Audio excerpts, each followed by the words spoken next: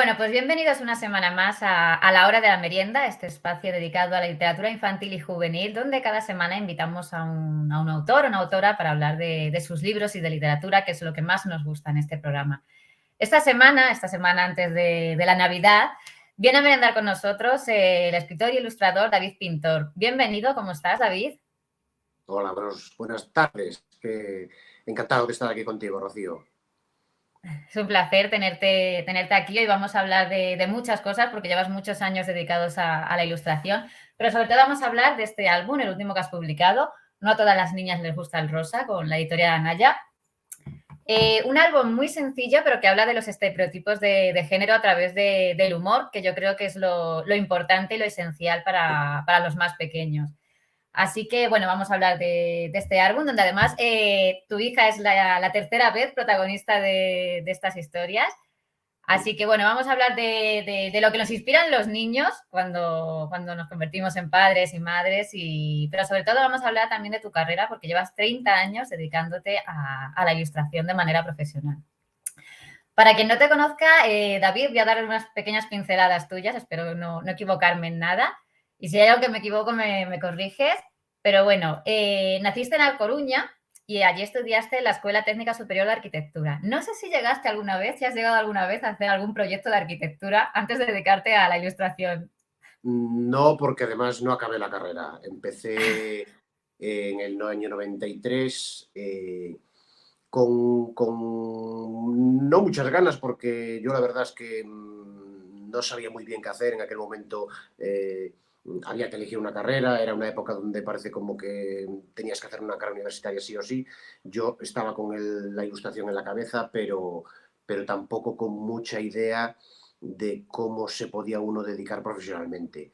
Y la verdad es que la carrera me gustaba, empecé con muchas ganas y mucha energía, pero poco a poco se fue cruzando la ilustración y tuve que dejarla. Encontraste ese camino que muchas veces cuando somos adolescentes, bueno, jóvenes, digámoslo así, entramos pues eso, a una carrera, pero luego encontramos nuestro camino y te dedicas a la ilustración desde el 93. Bueno, creo que empezaste como caricaturista con el guionista Carlos López, con los seudónimos Pinto y Chinto. Tenéis publicados varios libros con la editorial Calandraca, además. Has trabajado también en el ámbito del diseño. De hecho, hace poco en tu cuenta de Instagram publicaste el diseño de unas cajas de dulces para una repostería creativa. Y fue a partir del año 2019 cuando empiezas tu carrera como autor de literatura infantil, con el primer diccionario de Nara, de escritor, porque llevas años ilustrando libros infantiles, pero como escritor sí que yo creo que empezaste más o menos con el primer diccionario de Nara. Y a partir de ahí no has dejado de crear historias para los más pequeños. David, a mí me gusta siempre empezar preguntando por los personajes de vuestras historias, ¿no? En este caso es Nara, es esta niña. Pero bueno, cuéntanos tú quién es la protagonista de No a todas las niñas les gusta el rosa. Pues como bien dices, desde hace unos años me estoy animando a escribir pues, los libros y la razón fundamental fue el nacimiento de mi hija. Cuando empezó a hablar sobre todo y cuando empezó a querer que le contara historias pues, antes de ir a cama y tal, fue un momento en el que me despertó las ganas de hacer libros para ella, bueno, y en definitiva para todos los niños de su edad. Y fue cuando empecé a pensar en posibles libros, en ideas, y poco a poco han salido varios libros en los que la inspiración más importante ha sido ella. Y como tú bien dices, el primero fue el diccionario de Nara, el primer diccionario de Nara, que fue un libro que nació casi de casualidad, porque yo cuando empecé a escuchar a mi hija decir sus primeras palabras, no sé por qué razón, empecé a anotarlas.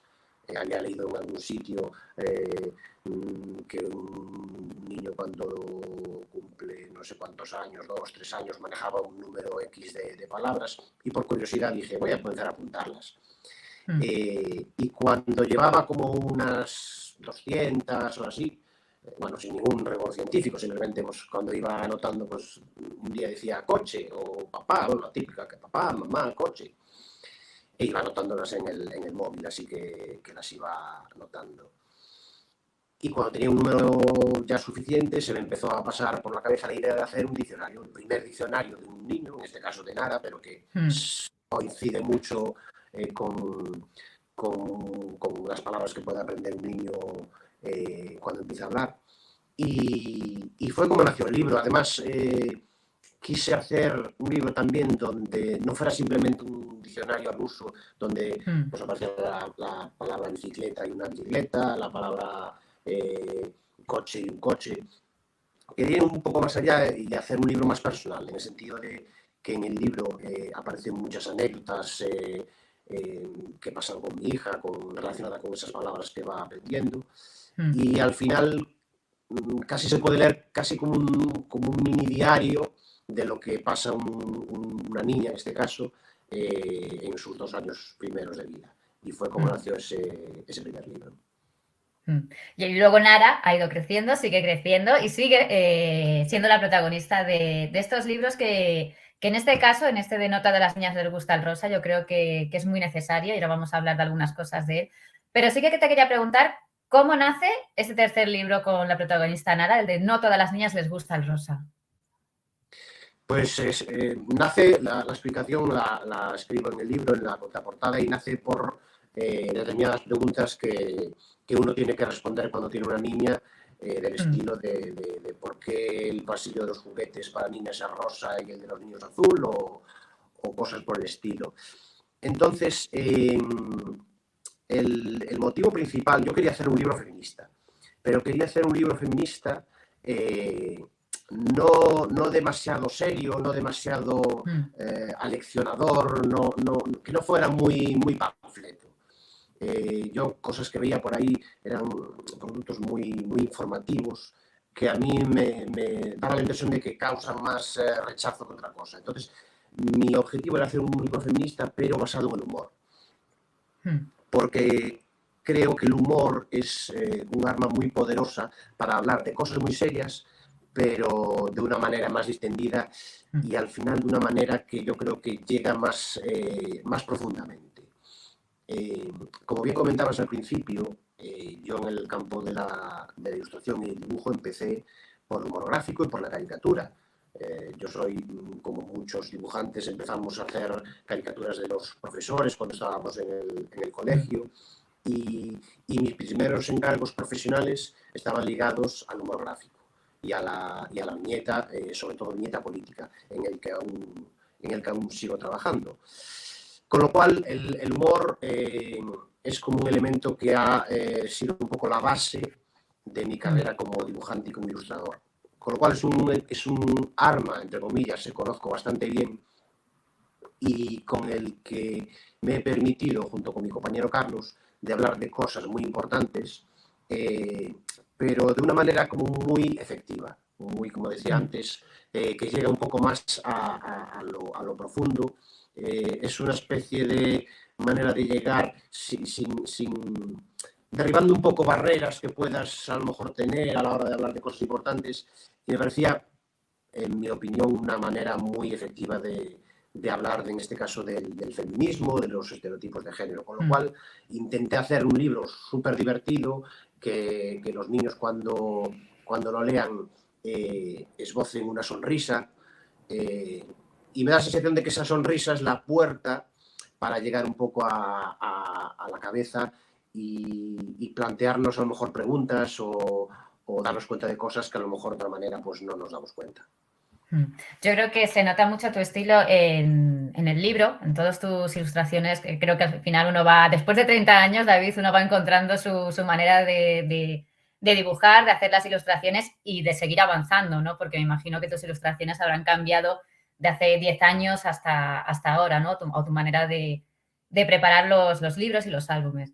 Este libro, además, tiene una cosa curiosa, y es que tienes que mirarlo. Todos los libros tienes que mirarlo, ¿vale? Todos los libros tienes que leerlos con tus hijos y que ellos los vean. Pero además es que este libro tienes que mirarlo, porque si tú dices o lees sin que el lector vea la ilustración, no va a pillar el juego, ¿no? No va a entender el mensaje, ¿no?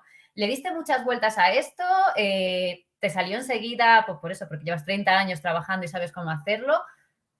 ¿Supiste cómo llegar tanto a lectores, a los niños y a las niñas? ¿Te planteaste esto de alguna manera o cómo fue el trabajo de todo el álbum? La parte más complicada fue la parte de la historia, en el sentido de, como dices, llevo ya 30 años ilustrando, entonces Mm, la parte del dibujo pues la tengo más o menos ya trabajada. Eh, Me resulta bastante complicado el tema del texto porque no estoy acostumbrado, nunca me he dedicado a escribir y fue un poco la parte que más tiempo me llevó. Yo siempre digo que el álbum ilustrado, igual que el humor gráfico, tiene dos mm, partes, que es la idea y el dibujo. Y así como el humor gráfico, yo colaboro con Carlos, que es uno de los mejores guionistas de humor gráfico que puede haber en España, y es un lujo trabajar con él, con lo cual intentamos aunar pues, mi dibujo con sus ideas. Intentamos que las dos partes tengan un nivel pues aceptable. En este caso mm, era yo solo, con lo cual intentar que el texto tuviera una mínima calidad pues me costó bastante trabajo, aunque no deja de ser un texto muy sencillo y le tuve que dar así bastantes vueltas. Pero una vez encontrada la idea, que es yo creo que lo más importante, fue cuestión de mm, ir puliendo e ir modificando el texto y como realmente también es un texto muy sencillo y mm, bebe mucho del humor gráfico porque juega con la sorpresa, juega con los dobles mm, sentidos de las palabras, con lo cual al final son como territorios vecinos, tanto el humor gráfico como el álbum ilustrado, como el dibujo, y entonces pues al final utilizo herramientas de un campo para llevarlo a este del álbum mm. ilustrado. Pero es un texto sencillo, pero es complicado, porque yo creo que estamos acostumbrados a los cuentos a que haya mucho texto, o sea, que cuenten muchas cosas, que den los movimientos de un personaje y tal, pero tú aquí hablas de pregunta y respuesta y juegas con la imagen, que yo creo que es lo más complicado, aunar una cosa con la otra y que de un texto sencillo y de un álbum sencillo crezca una idea tan grande, ¿no? Como la de los estereotipos de las niñas, ¿no? Sobre todo de las niñas de que si las niñas lloran, que si a las niñas les gusta jugar con muñecas, que si a las niñas les gusta el rosa. Eh, Te voy a preguntar una cosa, ¿hay libros de niños y de niñas, David? Porque yo creo que se sigue viendo o, o las familias siguen comprando libros según el color de las portadas, según los personajes. Entonces, estos libros, un libro como el tuyo, yo creo que sirve para que los niños y las niñas se acerquen a la literatura con otra visión, ¿no? Yo creo que ellos tienen otra visión, no la que tenemos los adultos, que ya está un poco focalizada en unas cosas y otras, pero hay libros de niños y de niñas, David. Yo creo que no. Me resulta complicado que ahora vayamos tú y yo a una librería y empecemos a ver realmente cuáles son los libros de niños y de niñas. Yo espero que no. Yo desde mi punto de vista, este Mm, libro desde luego no es para niños, o sea, no es para niñas, mm, aunque la portada sea rosa y de hecho es una cosa que a la editorial le dije, que tenía que ser el rosa más rosa posible. Pero pero no, yo creo que no, yo creo que no. Estamos hablando de literatura y la literatura mm, debería ser independiente de si lo va a leer un niño o una niña. Mira, yo en este libro, mira, normalmente en las editoriales, cuando te encargan un libro, lo primero que te piden es la portada, mm. porque por cuestiones editoriales necesitan meterlo en unas agendas de novedades para los próximos meses y tal. Y es una cosa muy complicada porque en un libro normal la portada suele ser lo último que uno hace. Porque una vez Mm, que ya acabas el libro, las ilustraciones del interior, es cuando ya tienes un poco el libro en la cabeza, ya se desarrollando el mundo que hay dentro del libro, y es cuando, por lo menos a mí me pasa, cuando ya estás un poco preparado para hacer esa portada que sirva un poco de resumen o de incentivo para abrir el libro. En este libro fue al contrario. Yo desde el primer momento, y por la estructura interior del libro, tenía muy claro que la portada tenía que ser pues la protagonista en una actitud de rebeldía y de tachar el típico libro rosa, rosita, con letras así bonitas, y que apareciera el protagonista con una actitud de rebeldía poniendo un no enorme al título. Esa fue de las primeras imágenes que yo tenía en la cabeza para hacer el libro, con lo cual una vez que tienes esa idea de un poco rebeldía de la niña diciendo que no quiere resignarse a jugar con muñecas ni con cocinitas, fue un poco la que fue conduciendo a lo largo de todo el libro a esas preguntas que le hace a su padre. Yo quiero pensar que este libro lo pueden leer niños y niñas sin problema, y creo que cualquier libro, por muy rosa que sea y por no sé qué personajes pueda haber más indicados para los niños o las niñas. Yo quiero pensar que no, o por lo menos, según mi punto de vista, no debería haber ese tipo de libros, hablando de literatura. Yo creo que también, yo creo que es lo que he dicho, ¿no? Son más los padres los que nos acercamos a los libros con ese, a veces, si es para niños o para niñas, pero ellos no tienen ese concepto, ¿no? Ellos al final disfrutan de las historias que les hacen reír, que yo creo que el humor, como hemos explicado antes, es necesario, ¿no? El humor, el puro humor de la literatura infantil, ¿no? Hay historias que merecen ser más serias o más de otro, pero el humor en la literatura infantil es esencial, ¿no, David? Yo creo que sí, evidentemente no es la única manera de aproximarse a una historia ni a cualquier tema que tú te vayas a plantear. Cada uno lo afronta desde un poco su perspectiva y sus vivencias. La poesía, por ejemplo, es un arma, hablando de armas como el humor, a mí me parece un arma desaprovechada, en el sentido de que debería haber hecho en falta, debería haber más libros de poesía para niños. Creo que es un campo que se debería explotar más, pero ahí ya son los poetas quienes deberán desarrollar eso, pero me parece perfecto también la poesía. Cualquier punto de partida es válido. El mío es el humor, porque mi carrera ha estado basado en ello, en el humor, pero vamos, que es tan válido como cualquiera. Aquí hemos hablado mucho. Hablando del rosa, es que es muy típico lo de los pasillos rosas de juguetes y los pasillos azules. Sí. Yo invito, además, no me voy a poner a contar el rollo porque es bastante largo, pero yo invito a la gente que está viendo este vídeo a que indague por internet el origen de la ropa rosa para niñas y la ropa azul para niños, porque da la impresión de como que eso es de toda la vida, desde que el ser humano está en la Tierra, y no es verdad, es algo muy reciente, son razones muy, muy banales, y no hace mucho la ropa era toda blanca cuando los niños nacían.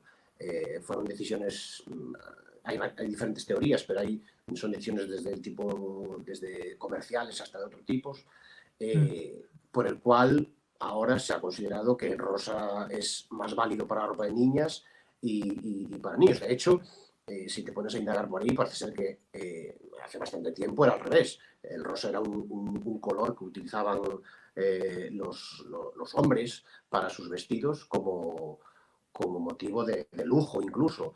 O sea que es un poco curioso cómo nos hemos metido en la cabeza esa idea de que el rosa es para niñas, y yo invito a que busquen el origen de esas decisiones, porque a lo mejor se plantean que eso no es genético, ni que hay una disposición en el cerebro de las mujeres para que les guste el rosa, como he oído en algún momento. Es muy curioso. Invito a la gente a que indague por ahí las razones del origen del rosa y el azul.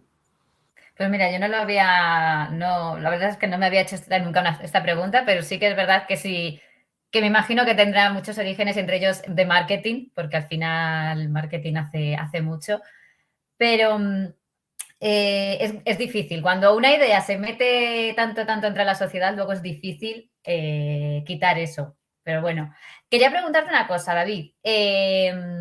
Has publicado, como hemos dicho, 3 libros con Nara, con tu hija como protagonista. El primero, que fue el primer diccionario de Nara, La gran aventura de Nara, y este. En estos 3 tú has sido el autor. como hemos dicho también antes, has ilustrado mucho con otros autores y tal, pero en estos 3 tú eres el autor. En estos 30 años has aprendido muchísimas cosas, has evolucionado, has crecido. ¿Esta es la línea que quieres seguir un poco, el crear tus propios libros siendo tú el autor y el ilustrador? ¿O vas a seguir experimentando? Pues no lo sé, no lo sé. Ahora mismo sí que me apetece, tengo varias ideas para desarrollar libros, pero no te digo que dentro de 5 o 10 años esté haciendo otra cosa. Lo que sí te digo es que ahora mismo estoy disfrutando muchísimo. Desde hace unos años eh, tengo la idea de intentar hacer los libros que a mí me apetecen hacer, y no sé cómo voy a hacer dentro de unos años. Hay un campo, por ejemplo, que me interesa mucho, que es el de la caricatura. Creo que es una disciplina que está un poco en desuso, no sé muy bien por qué, que yo he desarrollado durante muchos años y sigo en el campo del humor gráfico. Y a lo mejor en el futuro empiezo a hacer, a intentar, no sé si darle vueltas a la manera en la que puedo hacer caricaturas en otro estilo, no sé. Nunca me planteo ese futuro, decir, no, a partir de ahora voy a escribir libros. Pues no sé, a lo mejor dentro de 2, 3 años me canso, y me pongo a hacer otras cosas.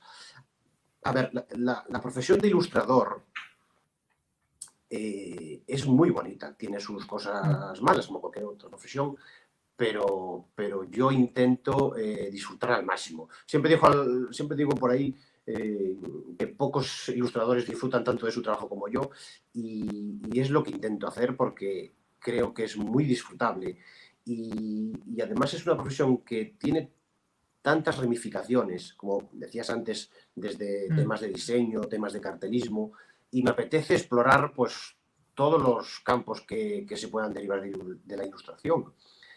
Con lo cual, ya te digo, si me aparece un proyecto dentro de unos años relacionado con la ilustración, o que yo esté capacitado para hacerlo y que no lo haya hecho nunca, seguramente me tire de cabeza. O sea que no sé decirte si voy a estar así el tiempo que esté, o no lo sé, no lo sé. Bueno, pero lo importante es que sigas creando y que sigas creando historias y que sigas ilustrando, que es lo que queremos seguir viendo. Oye, ¿Nara se ha visto en los cuentos? Sí, ¿Se claro. los lees? ¿Y qué te Sí, sí. dice?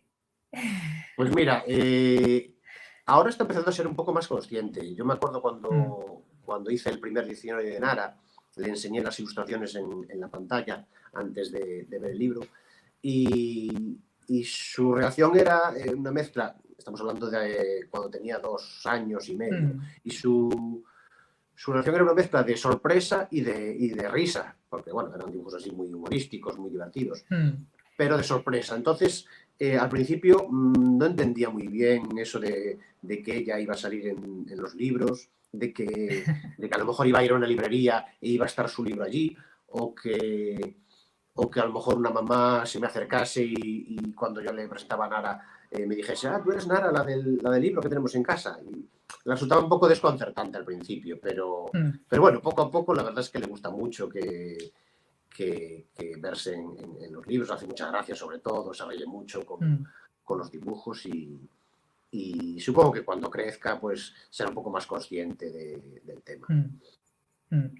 Bueno, pues esperamos ver más historias tuyas, más historias de Nara, que hacen mucha falta también en la literatura infantil y juvenil, historias que hablen de estos estereotipos y con humor, que es como yo creo que al final los niños se enganchen a la literatura. Así que, David, me queda solamente una pregunta, que es la que yo hago a todo el mundo cuando viene a merendar a este programa, que ya no tiene que ver con literatura, sino más quizás con vuestra infancia. Y es una merienda de tu infancia, un momento de esas meriendas de tu infancia que tú recuerdes. Pues mira, rápidamente te lo digo. Hay mucha gente que cuando ve mis libros, ya me pasó varias veces, que cuando ve mis dibujos me dice, bueno, lo típico de, ¿me recuerdas a tal ilustrador o tienes un estilo parecido a tal? Y ya me pasó varias veces que me dijeron que mi estilo se parecía al estilo de José Ramón Sánchez. No sé si tú te acuerdas del programa El Kiosco, que había pues, en los años 80 en televisión española, en un programa infantil que había por la tarde a la hora de la merienda, y en el que un tipo que se llamaba José Ramón Sánchez, con un gran bigote, contaba historias a la vez que dibujaba. La cámara enfocaba su mesa y él iba dibujando, pues a lo mejor un retrato de Robinson Crusoe, y a la vez iba un poco contando un resumen de la historia. Tú fíjate qué curioso, porque yo nunca he tenido en casa un libro de José Ramón Sánchez. La gente, si es más joven y se pone a buscar ilustraciones de él, verá que es un tipo que ha trabajado mucho, aparte en la animación, en cartelería. Son muy conocidos sus carteles para la primera campaña electoral del Partido Socialista en el año 82, que aún se hizo hace poco una renovación por parte de él. Y la cuestión es que yo no he tenido nunca un libro de él en casa. Y claro, cuando mucha gente te dice que le recuerdas a José Ramón Sánchez, es que tienen razón. Y es muy curioso porque para mí es un ejemplo de cómo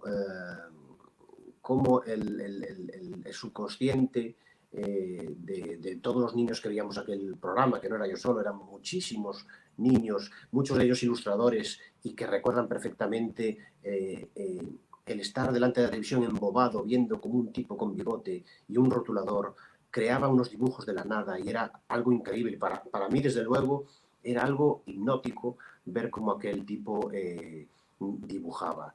Y lo recuerdo con mucho cariño, el espectáculo que es ver a una persona dibujando. Me sigue pasando hoy en día cuando voy a lo mejor a alguna feria del libro o algún festival y hay compañeros dibujando.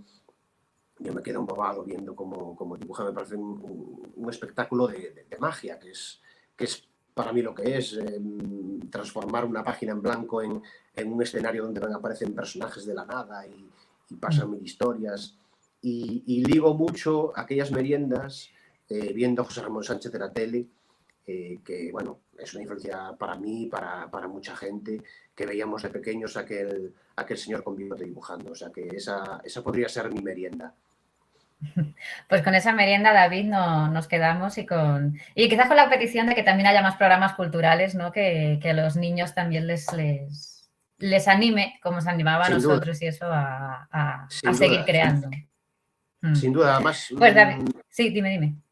No, que bueno, que uno recuerda, bueno, los que somos de los 70, recordamos aquella televisión y aquellos programas que vistos desde ahora parecen tan increíbles, que nos ponían, empezando por el kiosco, pero también por la bola de cristal, que ha marcado mucho a nuestra generación.